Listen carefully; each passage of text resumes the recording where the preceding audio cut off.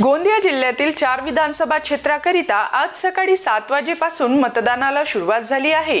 गोंदिया आणि तिरोडा विधानसभा क्षेत्रात सकाळी 7 ते संध्याकाळी 6 वाजेपर्यंत मतदानाची वेळ आहे, तर आमगाव आणि अर्जुनी मोरगाव हे मतदारसंघ नक्षलग्रस्त भागात येत असल्यामुळे या दोन्ही मतदारसंघात सकाळी 7 ते दुपारी 3 वाजेपर्यंत मतदानाची वेळ असेल।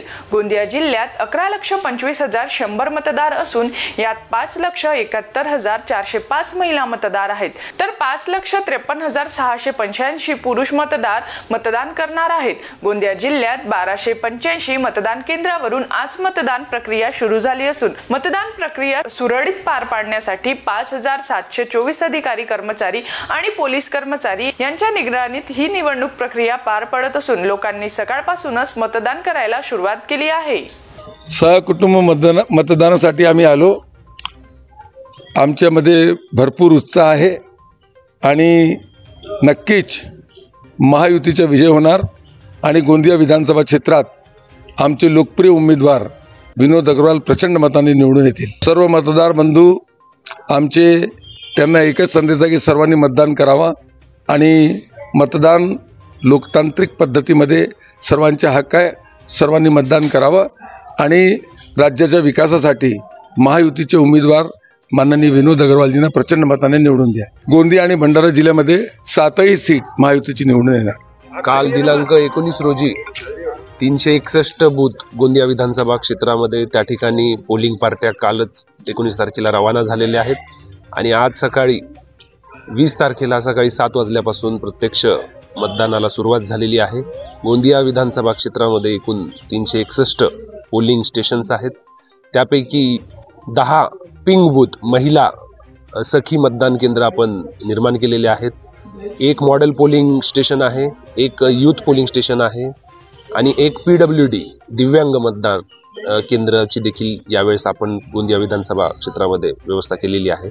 आज हमको बॉम्बे जाना था तो सबने घर से पहले वोट डालने आए।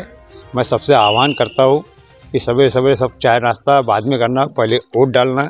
वोट देना आपका अधिकार है, आप वोट डालिए, राज्य को सशक्त बनाइए, देश को सशक्त बनाइए, 100% मतदान कीजिए, ये आपका अपना अधिकार है। हमें ऐसा लोकप्रिय चाहिए जो गोंदिया में जितना भी रोड में जो विकास कर सके।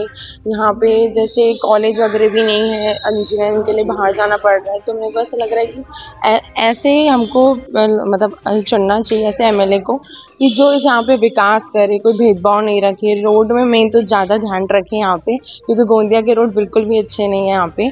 तो और यही है मेरा ये थीम लड़कियों के लिए है शायद, मुझे लग रहा है।